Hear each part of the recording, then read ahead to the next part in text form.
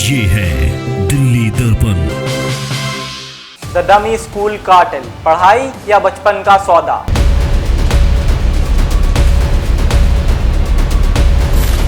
आपका बच्चा जब सुबह स्कूल बैग उठाकर घर से निकलता है तो आप सोचते हैं कि वो पढ़ने जा रहा है, पढ़ाई करेगा, नए दोस्त बनाएगा और कुछ सोशल स्किल्स सीखेगा।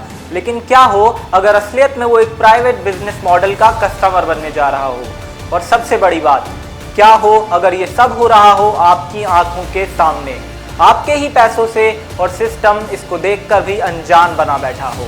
ये कोई कंस्पिरेसी थ्योरी नहीं है, ये है एक डॉक्यूमेंटेड रियलिटी जिसके तार एस्पन स्कॉटिश स्कूल के प्राइवेट स्कूल से लेकर देश के कुछ सबसे बड़े कोचिंग एम्पायर्स तक जाते हैं। मैं हूं असद अहमद और आप देख रहे हैं दिल्ली दर्पण टीवी। कहानी शुरू होती है एक सोशल मीडिया पोस्ट से। एस्पन स्कॉटिश स्कूल ने अपने ऑफिशियल सोशल मीडिया हैंडल पर एक एडवर्टीजमेंट डाला बड़े गर्व के साथ। Aspen Scottish school presents integrated program with physics wala classes by physics wala faculty, focused coaching for JEE main, limited seats available, enroll now।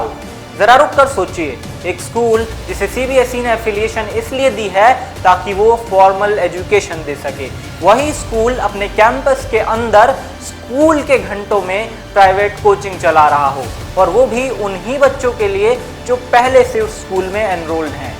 और ये सब छुपकर नहीं हुआ, बल्कि खुद स्कूल ने एडवर्टाइज किया जैसे इसमें कुछ गलत ना हो। लेकिन सवाल यहीं से शुरू होता है। CBSE के एफिलिएशन बायलॉज साफ कहते हैं कि कोई भी एफिलिएटेड स्कूल अपने कैंपस का व्यावसायिक इस्तेमाल नहीं कर सकता, स्कूल को कोचिंग सेंटर में नहीं बदला जा सकता।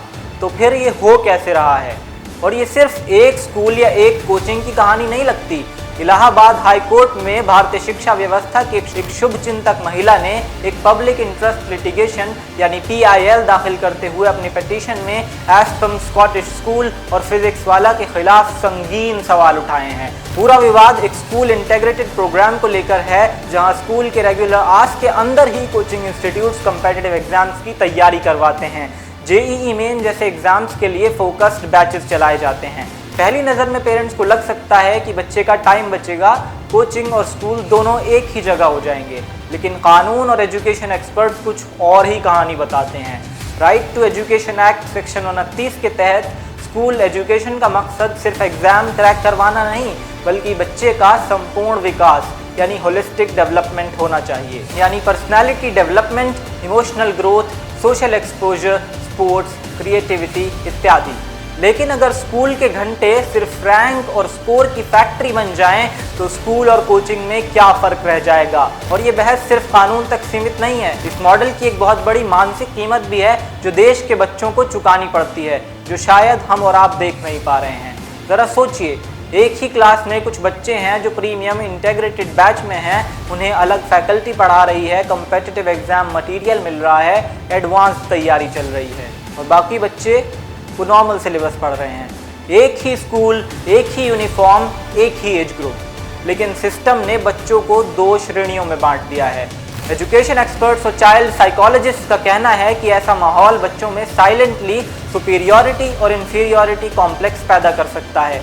यानी जो बच्चे इंटीग्रेटेड बैच में नहीं होते, उन्हें लग सकता है कि शायद वो पीछे रह गए हैं, कि उनके दोस्त उनसे ज़्यादा समझदार हैं, ज़्यादा काबिल हैं और ज़्यादा सफल होंगे।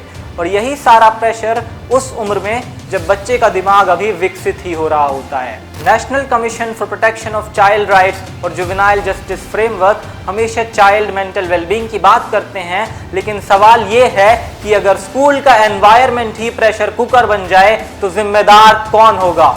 अगर ये आरोप सच है तो ये सिर्फ नियम का उल्लंघन नहीं है, बल्कि ये एजुकेशन सिस्टम का एक मजाक है। जब नीट पेपर लीक जैसे मामले सामने आते हैं तो बड़े कोचिंग इंस्टीट्यूशंस के मालिक जैसे अलख पांडे और बाकी लोग उसकी सख्ती से निंदा करते हैं, लेकिन क्या सच कुछ और है? क्या भ्रष्टाचार और अवैध गतिविधियों की इस बहती गंगा में हाथ धोने से वो भी पीछे नहीं है?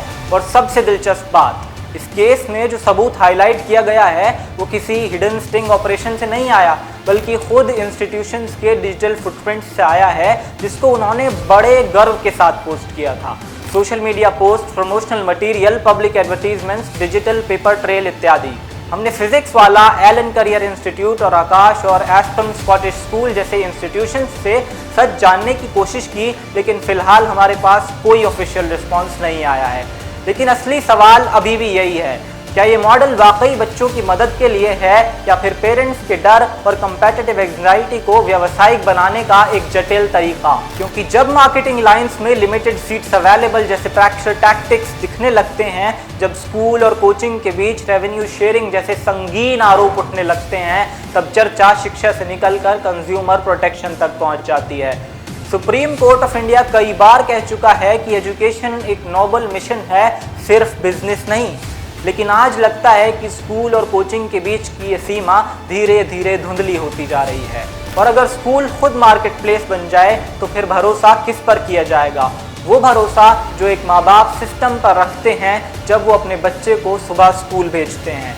अब देखना यह है कि इलाहाबाद हाई कोर्ट इस मामले में क्या करता है, CBSE क्या एक्शन लेती है और देश के ये अरबपति एम्पायर्स इन सवालों का क्या जवाब देते हैं। लेकिन आप बताइए, क्या ये एजुकेशन का फ्यूचर है या बचपन का सौदा? हमारा ये चैनल ऐसे ही ऑर्गेनाइज्ड क्राइम्स को एक्सपोज करने के लिए जाना जाता आया है और इसी तरह हमने जीता है करीब 3 लाख के इस दिल्ली दर्पण परिवार का भरोसा।